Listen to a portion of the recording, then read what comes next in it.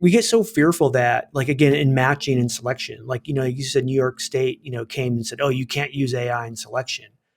To me, that's the exact wrong thing to do. AI is less bias. Anytime you add AI or technology into a process, you actually reduce bias. Anytime you add humans into a process, you increase bias.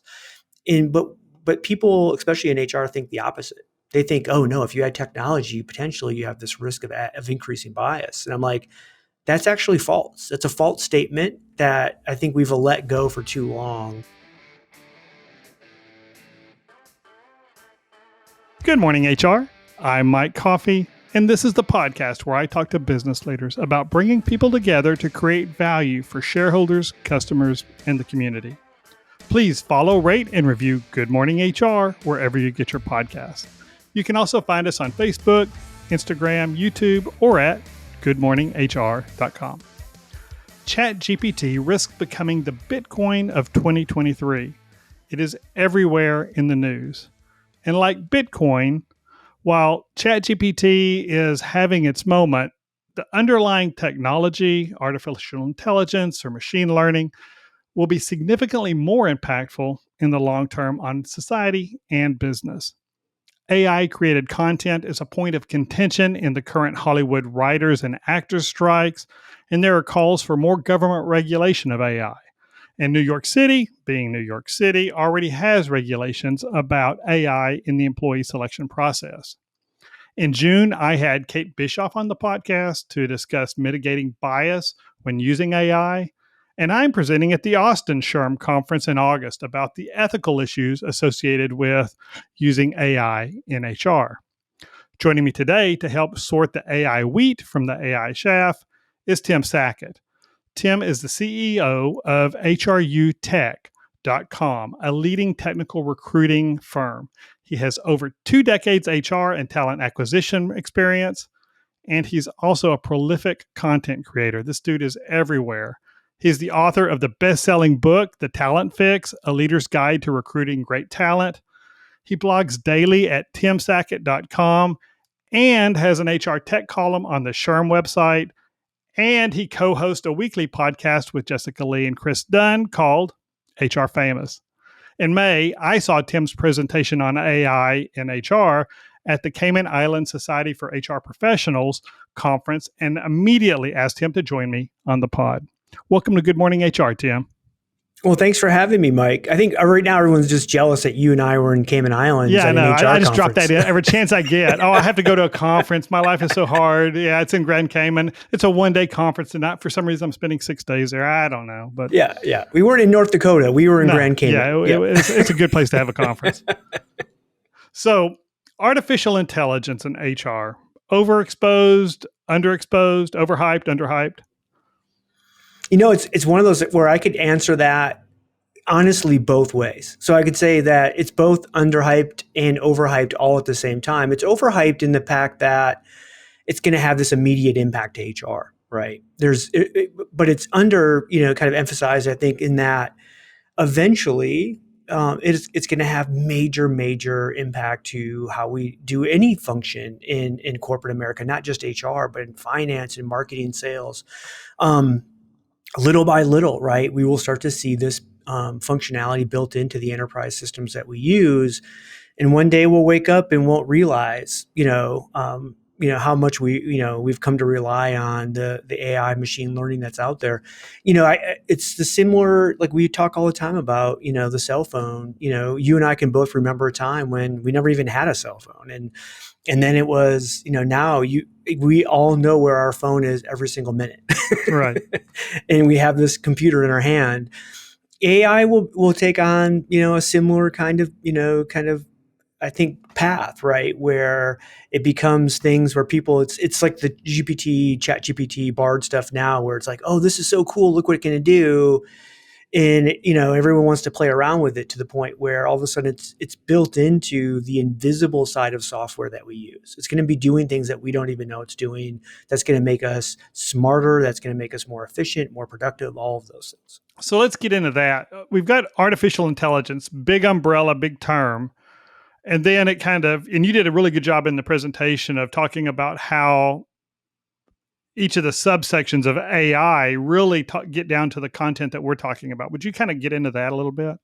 Yeah, I mean, I think when we take a look at what I always say is like most of us have came into contact with AI to begin with in like the chatbot world, right? Where, let's say your career site had a chatbot, and you would, somebody would come and the chatbot would come up, and your hope is that we're going to lead them through a really easy apply process, because the apply process tends to be just painful for most organizations. And you would say, oh, do you have a job? And it would say, yes. What's your name? And you're like, oh no, I just want to know if it's second or shift or first shift. And be, what's your name?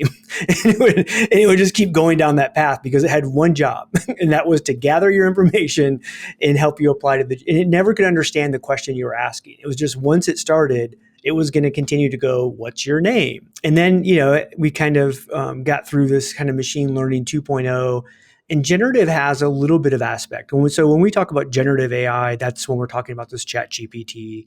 The machine learning AI was basically, you would do things over and over. Let's say you would hire people.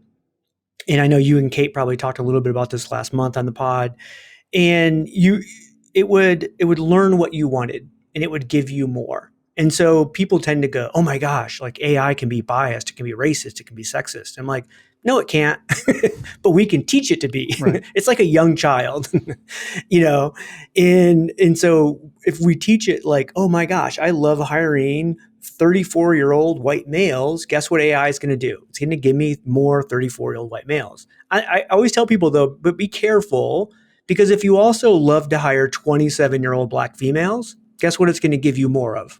27-year-old black females. Like it learns what you tell it and show it to learn. Now, that was, again, first generation machine learning. And then all of a sudden we realized, oh, but we can actually audit and test and make sure that it's doing the things that we want it to do. The next version of this generative that came around, what that really did was develop on these large language models, which in GPT's case and in Bard's case, it just took the internet. It took a snapshot of the internet, kind of fill all that information into one thing. And I always tell people, imagine like if you couldn't speak Spanish, not one word, but then in an instant, you could not only could speak Spanish fluently, but you were probably better than every Spanish speaker in the world, not only in reading, writing, and speaking, but also interpreting and understanding. So you go over, like within like 1 second, you become the best Spanish speaker in the entire world. Generative has that kind of power. It's insane, from like that kind of power. But then what that allowed was Chat GPT, or the chatbot 1.0, which was just asking your name and your email address, to now understand the question you're asking. Oh, you just want to know if we have second shift or first shift. Oh, you just want to know how much we pay. Now, again, the difference between conversational AI like that and generative is conversational AI is still built on predetermined responses.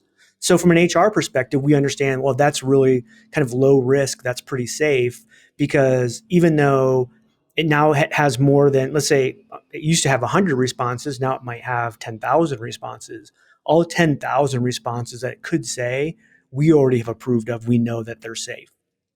The risk of generative is I could ask you a question and be like, oh, how much do you pay? And it could say anything. Mm-hmm. Maybe you were frustrated, the chatbot. Maybe you kept asking it questions to the point where you're making it angry. And you're like, wait a minute, how does it make it angry? And it's like, it's not necessarily angry. It's determining what you're doing, and it's trying to mirror and mimic the language and the things that you're using and going back and forth. So the generative side of AI becomes a real risk for HR and HR software, not just HR, but really any kind of response customer service type of software. So if it gets really honest, it may say, you may get a response back that says, hey, this place is shitty. You don't want to work here, right? What are we going to do? Yeah. Oh yeah. It could be like, well, you're a woman, so you're getting paid 70%, only 70 cents on the dollar. Like it could say a lot of things. You just don't know what that could say. Right. And so I think that we've seen in this initial outreach where a lot of the big enterprise HR tech companies have said, well, gosh, we don't know for sure how we're going to build this in. But more than likely what it's going to be built into is you need to do a response out to a candidate, or maybe you need to craft a benefit reply to a certain subset group in your organization. Maybe it's 100, 1,000. and it would say immediately, it would come up and say, hey, here's what we believe is a great communication out to these employees. Do you approve this or not? Do you want to edit this or not? Right. So there's going to be a lot of that where the final decision maker is still on the human, but a lot of the work and content is going to be created by this AI, and ultimately we'll be able to shift it, shape it. And again, you understand then it helps us become just that much more efficient in our job.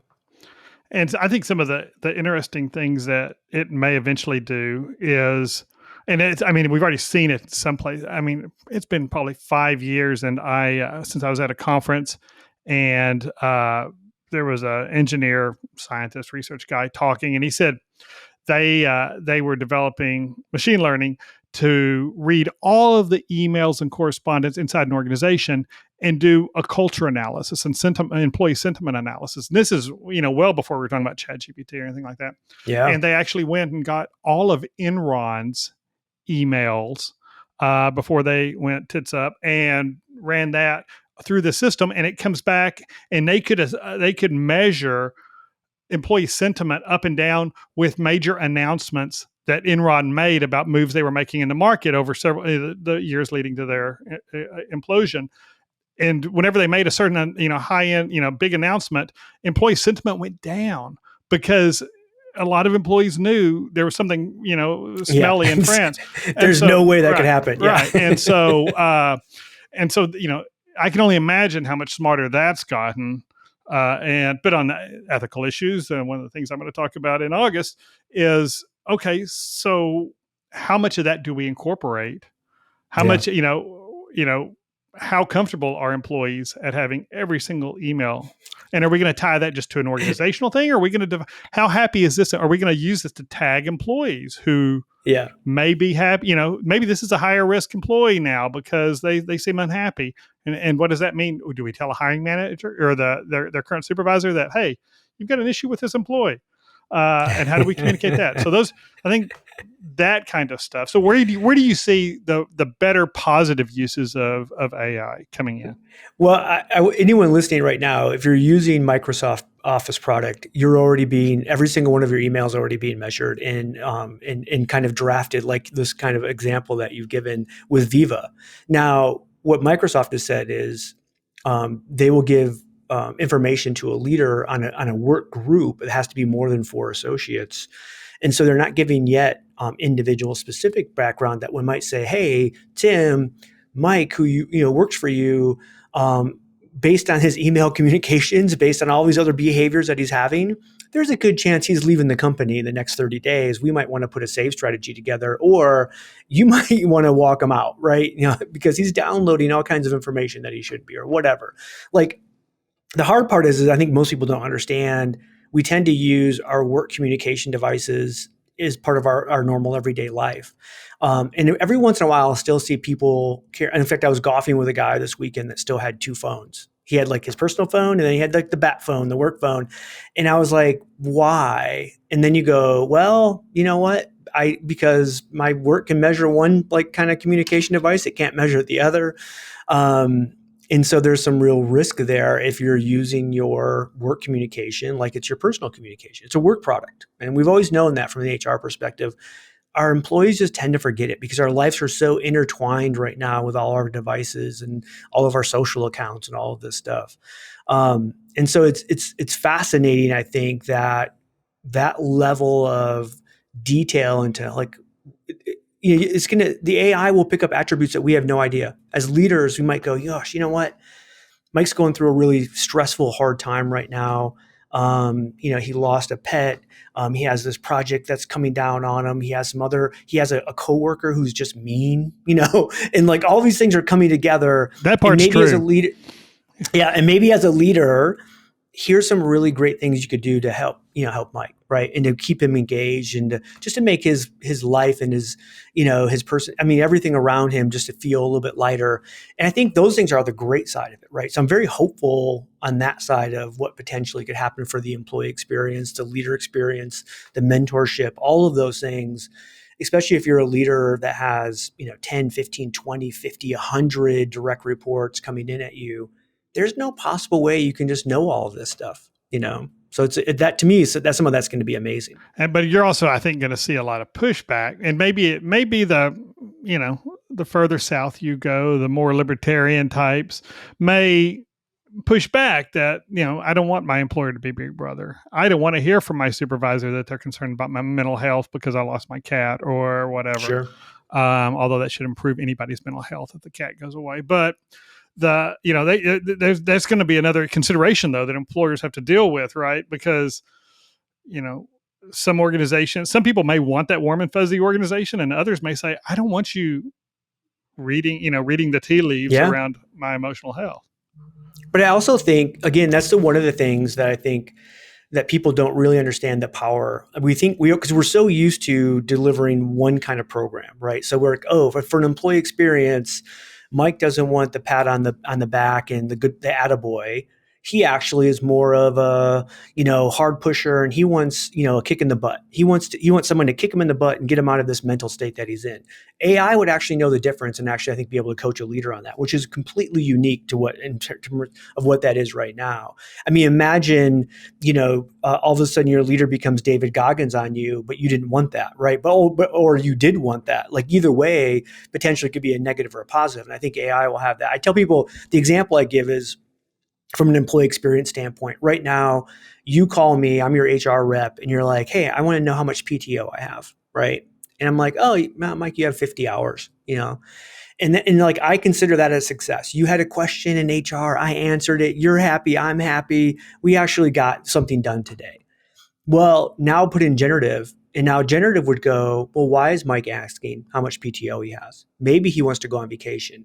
I know based on the profile and all of the information that I've gathered, which is every single thing Mike's ever done in any system in an email, that he has 2 dogs at home and he's got 2 kids and he's got a wife. And so maybe the questions I should be asking are, are you going on vacation? Can I help you? We have a Marriott, discount program. By the way, have you found a dog sitter? We have, I can reach out to some places and try to help you set that up. All of a sudden, now your employee experience gets raised up. But also based on all of the interactions you've had, maybe we understand that, oh gosh, Mike has a family member who's going through an illness right now and he needs to take time. How can we support him in that journey? Or maybe we also know Mike's been interviewing and having conversations and he's getting ready to leave and he just wants to know the check. Again, every single one of those is completely different now in terms of the path we would go down for the employee experience to try to help, right? From a retention, from an employee experience standpoint. Before it was, you have 50 hours. That was good. Click positive. Oh my gosh, we just solved one of the cases that we had open because Mike wanted to know how many PTO hours. And we actually thought that was a positive outcome versus potentially what it could be is just amazing, from that standpoint. And let's take a quick break. Good Morning HR is brought to you by Imperative, premium background checks with fast and friendly service. One of the key reasons employers run background checks on prospective or current employees is to identify risks that may lead to an unsafe working environment. And of course, if an employee will be operating a motor vehicle in the course of their job, checking the validity of their driver's license and identifying any recent driving violations seems like a no-brainer when it comes to protecting the workforce and the public. And in most states, employers now have the ability to be alerted when items of interest appear on their employees' driving records. Beyond driving a motor vehicle, checking an individual's driving history may also be useful in evaluating risk if they operate heavy equipment or dangerous machinery, like forklifts or industrial cutting machines, and running a driving history is one of the only means of verifying the name, date of birth, and address provided by the applicant against a government record. At Imperative, we help risk-averse clients make well-informed decisions about the people they involve in their business. To learn more about how we might help you, visit us at imperativeinfo.com. If you're an HRCI or SHRM certified professional, this episode of Good Morning HR has been pre-approved for 3/4 of an hour of recertification credit. To obtain the recertification information, visit goodmorninghr.com and click on Research Credits. Then select episode 105 and enter the keyword hallucination. That's HALLUCINATION. And now back to my conversation with Tim Sackett. So where do you see, we've been talking kind of blue sky where we think it could go. Where are you Yeah. seeing organizations use AI right now successfully? Most of it's going to be around data, and it's going to be invisible, right? So it's going to be systems coming back to you and showing you, oh, by the way, you have, this kind of chart or this kind of information coming. It's a conversion rate, whatever that might be. It's collecting data behind the scenes that you don't even really realize. You might not even have asked for it, but it's delivering you stuff that it knows we could help you, make you more efficient in your job or help you be better. I did a SHRM webcast probably about a month ago now. It was over 7,000 people who attended. I had 500 questions of people specifically asking, how can I use GPT currently today in my job? And I'm like, while there are some use cases, like it can help you write a job description, it could help you write HR policy, it could do a lot of those things. And so like if you had to rewrite every single job description in your company and you had 500 of them, that's a giant project. With GPT, you could literally rewrite those over a few days, and they would be better than you've had, and they would be, based on thousands, if not millions, of job descriptions that are out there on the internet, right? So is it going to be the best one you've ever written or read? Probably not, but it's going to be really good. And you can actually do it by location. Maybe you have one job in California that has to be written differently than a job in Michigan. Like all of that stuff could be considered and be done very quickly. So there's little ways like that somebody could daily use generative AI. For the most part, what we're going to see and what we're starting to see in the initial like pieces of technology that are rolling out, they're baked into the tech you're already using. So you're using a Workday, or using an Oracle, or using an ATS like a Greenhouse, and they're going to have AI embedded into that's still doing things that you don't even know it's doing, right? It's helping your conversion rate. It's helping, understand, how to better reply or reminder or nudges and all of these things that make us better as an HR pro. And I think that's where people are just kind of don't really understand, that there's already a lot of AI they've been using, but for them, everyone thinks about AI as like a robot, right? It's that Will Smith, iRobot, making a cake with a grandmother kind of thing. That's not what it is. It's software that's just kind of like taking in a bunch of data and a bunch of information that you have, and it's giving you back something that's already predetermined. It's not making it up on its own. It's saying, hey, if we gather this information, let's say it's employee sentiment or whatever, then we're going to go back on a kind of continual basis and say, oh, by the way, here's what's going on in your organization. And then you make a determination on what you should do from there. And we're going to start to see more and more of that just built in. But I think part of it is this large language model piece. I think we're going to start to see private language models being built that as AI people, we can really like giving advice, to an employee on a legal matter, right? We would never just do that through ChatGPT. You would have to have a language model specifically built that you felt highly confident that you would roll that out. And again, some company will build it and it'll be out there, and all of a sudden we'll be able to offer expert legal advice to our employees. Where before, as HR people, we would say, oh, heck no, we do not give legal advice. Or we just make the decision. I mean, there are a lot of times internally where somebody might Google something, but Yes. they're really nervous, so they're still going to send stuff to in-house counsel to run them by or whatever. But the flip side is, I mean, like you said, about the job descriptions, ChatGPT or Bard can produce a really good something that's close to like the second or third draft of a policy or For a sure. job description. But somebody, right now at least, a human still needs to read that and make sure. Yep. I've got the paid GPT-4 subscription, and I'm constantly peppering it with things. And I asked it to create an employee handbook for an employer with 75 employees in the state of Texas. And it spit a bunch of stuff out, and it was all good, covered almost all the bases, except for one thing. It said workers' compensation is required in Texas. Well, Texas is the one state that does not require workers' comp. So I fed back, are you sure about this paragraph that says this? Oh, yes, I am. And I said, are you really sure? And it went back, oh, I'm sorry. And it apologized, which was nice. But you've got to have an SME reading this stuff. And so your frontline managers, and they're so lazy about job descriptions anyway, they're going to have to read whatever's generated.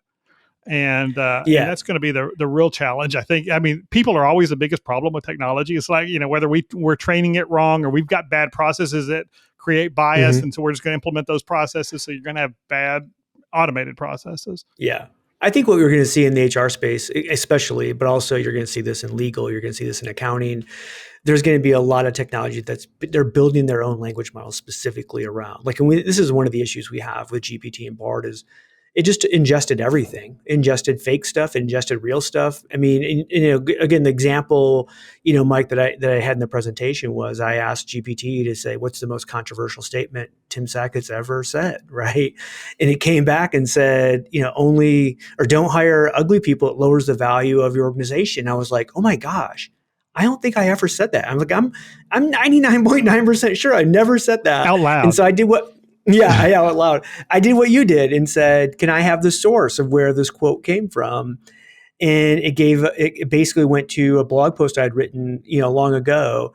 And it actually turned the quote around, right? It took the negative side. The quote was actually only hire pretty people. They increase the value of your organization. And it was said in joke, right? So it was said in jest within the context of the blog post. Again, the AI couldn't determine that. And so it came as like this, and then also, it hallucinated, which is a word that people should become familiar with. It hallucinated a negative version of the quote. And what you found too is like the one thing you find with Bard and GPT and all of these language models, they come across so highly confident that you believe it, like, what it says. We've all met that guy in the office too, right? Yeah. And sometimes it goes, no, no, no, that is completely made up. And then when you push back on it and you ask for data and you ask for information, then all of a sudden it does. But I tell people that's just like that's just like working in an office, right? If you got delivered a work product that you went, wait a minute, this says we have zero pay equity. In fact, it says women make more than the men in our office. We would probably push back and go, I need to see some really exact data on this because this doesn't seem right. And so the hallucinations are still there. They're getting less. I mean, when I first started using like 3.5 and some of those, the hallucinations were much more. But again, that's because you have this child that's being trained, but it's being trained at speeds we can't even comprehend. And so it's learning faster than, when we think. And so you're going to see fewer, kind of hallucinations as it goes. But like anything, you got to have the gut check and go, wait a minute, that doesn't sound right. Prove to me, right? Give me more data. But I think to your point being, what I see is like the generalist role in HR starting to go away. And what we need is really, really deep subject matter experts, especially in enterprise. Now, in small companies, that's harder to do. So I do think what you'll see is this just generative AI will actually act as your generalist, right, for the most part. And then, you'll figure out what do we really need, right? Do we need someone that's great in benefits, someone that's great in hiring, someone that's great in culture, whatever that might be. And that will be your subject matter expert who relies on technology to be the generalist. And that we've talked about for years on the ATS side and the HRS side about employee self-service and things like that. Yeah. And this could really make the employee self-service experience great. I mean, Oh my because it's gosh. so Yeah. much better than a wiki page or a blog page on the corporate intranet saying, here's what your benefits are, sort through this. If I could ask, okay, hey, here's explanation of benefits, cut and paste, tell me what this means. And it gives me in natural language, something accurate that explains it. That would be gigantic because it would save the benefits folks a ton of time. Oh yeah, and I think there's so many, like, think about when employees have experiences, and it's not Monday through Friday 8 to 5. Right. It's on a Saturday at 7 o'clock. My son just broke his arm playing outside. Is it better for me to go to emergency or to an urgent care or something else, and immediately getting that response? Where right now it wouldn't come across very well, right? You might be able to find it on an intranet site or something, but just being able to verbalize or to text something and have a really great piece of information come back in the moment, that delivers amazing experiences that we just don't have that ability to, but we will eventually, from that standpoint. And I think there's a lot of rush to get out there and be the HR person using this tool. And there's some downsides to that. I mean, and you've probably seen it too on some of the HR blogs and discussion groups, people feeding either proprietary information or employee information into ChatGPT. I mean, these are iterative learning. Every time you post something to GPT, they suck that information up and they're learning it. They're using and it. Never forgets it. And it learns and never forgets. And so you're posting that stuff in there. And in fact, I was talking to an attorney with a large firm this weekend, and she said that they had first-year associate who was putting out a ton of work, and it was all great, except they realized this associate was feeding all this information, all this client information, all this confidential into ChatGPT.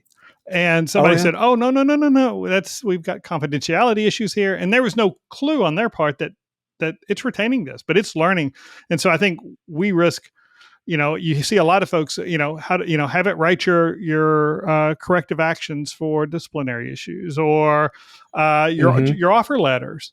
If you're saying XYZ Corporation was going to offer you X dollars for this position title, suddenly that's, now you've just contributed knowingly or unknowingly to, a market analysis for wages for that position.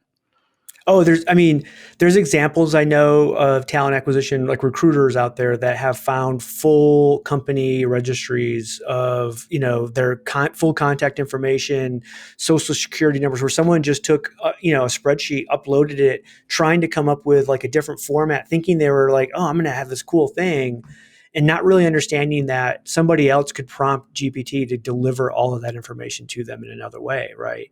And so, you see most organizations now going, look, you can't just no proprietary information can be uploaded, right, and manipulated in GPT. Now, again, that level of technology, though, will be built into the systems that you use every day. So you'll still have that advantage eventually. And some places are faster than others, and they'll get it out there. But we'll start to see that. You'll be able to come in the morning in your email. And again, in a very near future, you'll be able to verbalize to your Microsoft Office inbox and say, hey, I need to respond to every, email that came in the last, 24 hours that I haven't to, blah, blah, blah. And it will just go through and systematically let you read through and say, yep, send. And you can, knock your email out in 15 minutes. Right. And as soon as we can get that proprietary, local, air-gapped, I guess, AI that's not connected to the whole world and won't accidentally, send the missile codes to the wrong people and, start World War III, then we'll be in shape to use a lot more of that stuff. Or you could just dummy it up, I guess, dummy your data up and all control replace and, do your, change some names and stuff. But I think that's the real risk, is people putting stuff out there inadvertently or relying on stuff that comes back without checking it. Yeah, I think a lot of the use cases right now, if you're going to go directly to GPT or Bard or someone like that, it's just going to be like kind of content creation of a template type stuff. Like I need a starting, offer letter template that's going to involve this, and this, and it would come back, give it to you. You could download it, put it into your own format, manipulate it, and you're still ahead of the game. You're not creating that from scratch. It's still pretty good. You're maybe, like you said, 90% of the way there, third draft. So I still think it has a lot of use case out of the box. I always look at it too and think, gosh, GPT, I use GPT daily. It comes up, like you said, you have the pay version. I do as well. To me, it's a better version of Google in many ways, And I think we see on the horizon a lot of that where it's like, hey, what are the top 5 hotels in Santorini? And it comes up with them and you go, oh, the third one looks amazing. Can you please book that for me? Right. And all these companies are racing to get that technology because that's going to be the big win. So do you have a preference then, GPT versus Bard? I've tested both. What I find is Bard delivers a much cleaner product back from from a formatting standpoint. GPT tends to give me more information. Mm-hmm. It's just not as clean, right? So I'm getting, I could ask, give me some great examples of, some employee experience things I can do to raise the happiness level of my employees, right? And I would get 5 from Bard that would be kind of in a paragraph bullet point, like everything looks great formatted. And GPT would give me 25 and just a list. Mm-hmm. and then they're both done instantly. They're both about the same. They're, from that, but you might get a little bit more from each. But they're, again, like the prompting piece of, we always tell people, oh, a prompt engineer, like what is that? And we're seeing companies paying all this Oh, money. that's ridiculous. Because To me, a that's going to prompt be a engineer skill. is just, yeah, it's Everybody's to got to me, have it. if you're like a jealous girlfriend or a jealous boyfriend, you can be an amazing prompt engineer because it's really just questioning, and re-questioning in a way until you get the answer that you really want.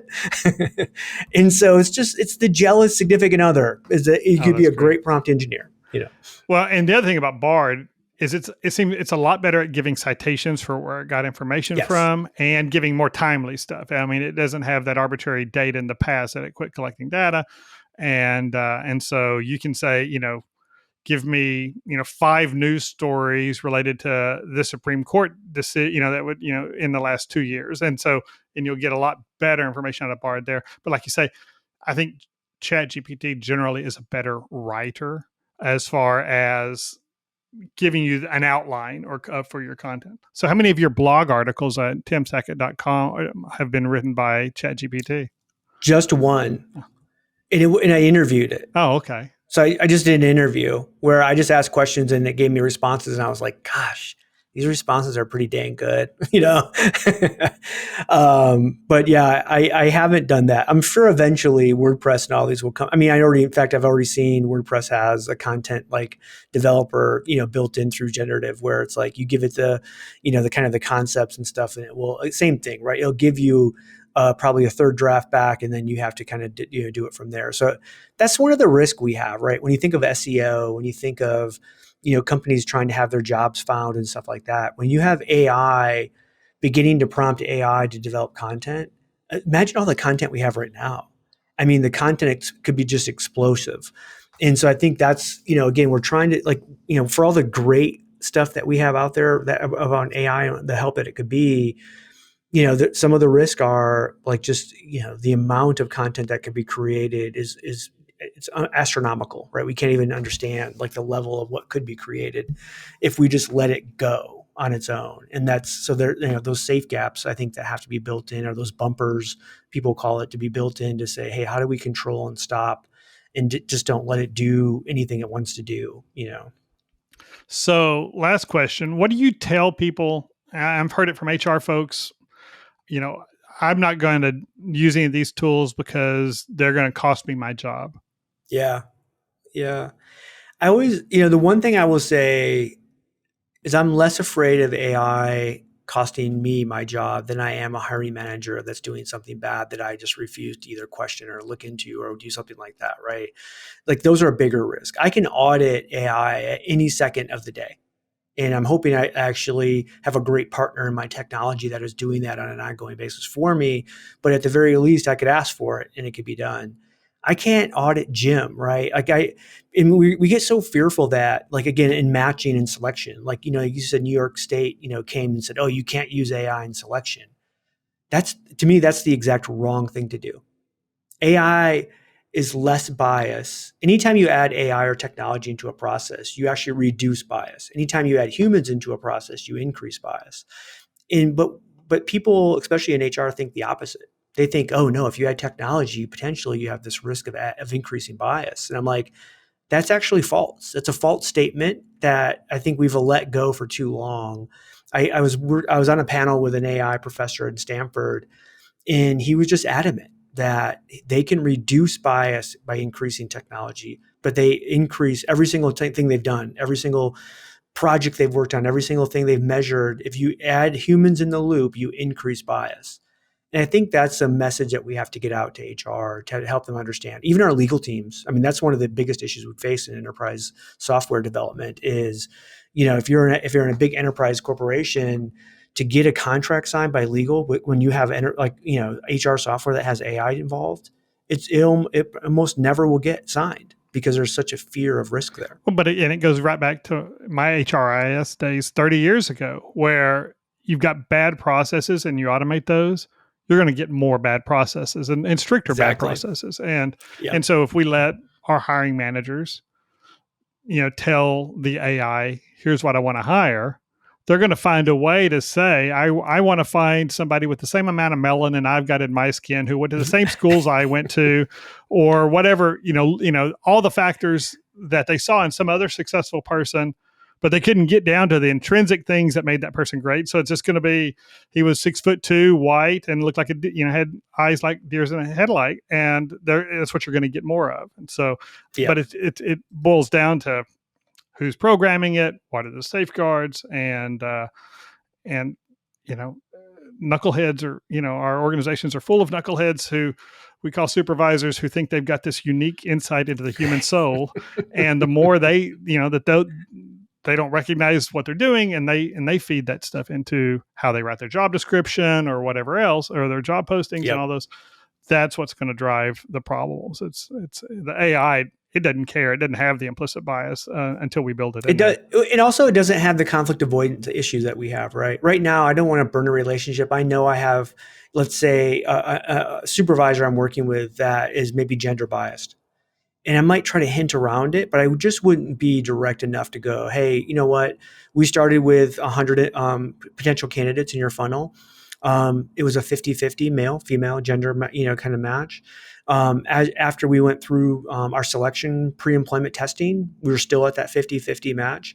After the interview that we gave you a 50-50 kind of funnel for, you are now hiring 90% male, 10% female. And like right now, we would just tiptoe around that constantly. We just go, Tim, Tim, and we'd roll our eyes. And no one ever does anything about Tim, right. Where AI would go, no, we're going to deliver this to the legal team, to the C-suite. We're going to show people that you have an implicit bias built into your process, and we know exactly where it's coming from or where it's happening. And then you work on it from there. I think that's, again, the strength of what we're, this horizon that we're on. That's a perfect place to end it. Thanks for joining me today, Tim. Thanks for having me. And thank you for listening. You can comment on this episode or search our previous episodes at goodmorninghr.com or on Facebook, Instagram, or YouTube. And don't forget to follow us wherever you get your podcast. Rob Upchurch is our technical producer, and you can reach him at robmakespods.com. And thank you to Imperative's marketing coordinator, Marianne Hernandez, who keeps the trains running on time. And I'm Mike Coffey. As always, don't hesitate to reach out if I can be of service to you personally or professionally. I'll see you next week, and until then, be well, do good, and keep your chin up.